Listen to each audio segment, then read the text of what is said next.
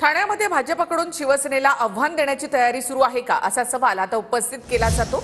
कारण ठाण्यामध्ये सुद्धा ओनली भाजप करायचे असं वक्तव्य गणेश नाईकांनी केलंय। तर आमदार केळकर आणि डावखरे यांच्या मनातही तीच इच्छा आहे असं नाईक म्हणाले।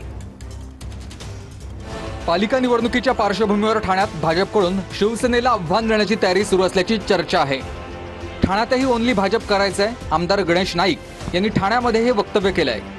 आमदार केळकर आणि डावखरेंच्या मनातही तीच इच्छा असल्याचंही गणेश नाईकांनी म्हटलंय।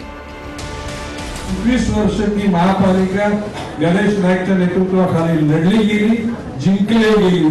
नो पार्टनर, ओनली शिवसेनेला ओनली शिवसेना, ज्याला राष्ट्रवादी ओनली राष्ट्रवादी, भाजपमध्ये गेले तर ओनली भाजप, आणि आता भविष्यकाळात भाजप आणि भाजप। संजय केळकरांशी बोललो, मी निरंजन डावकरांशी बोललो, त्यांच्या मनात इच्छा आहे। बैठका घेण्याचा प्रत्येकाला अधिकार आहे आणि त्यांनी ठाण्यात बैठक घेतली तर आम्ही नवी मुंबईत बैठक घेऊ असा इशारा गोगावलेंनी दिलाय।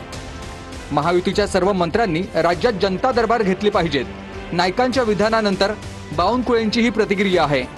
त्यांनी ठाण्यामध्ये घेतलं तर काय वावगं नाही, त्यांचाही पक्ष आहे तिथं, आमचा नवी मुंबईला आहे, आम्ही तिकडे घेऊ। माझं काय म्हणणं आहे, माननीय एकनाथ शिंदे साहेबांच्याही मंत्रिमंडळातल्या सदस्यांनी राज्यामध्ये जाऊन जनता दरबार घेतले पाहिजे।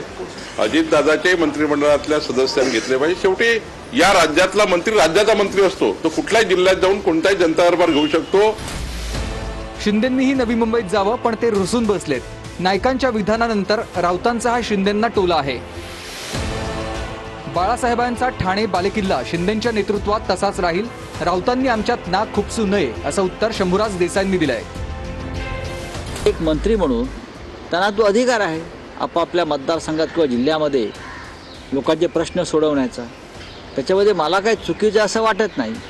एकनाथ शिंदेंनी फिरावं, नवी मुंबईत जावं, तेही मंत्री आहेत, तिथे महानगरपालिका आहे, पण ते रुसून बसलं असं कळलं मला।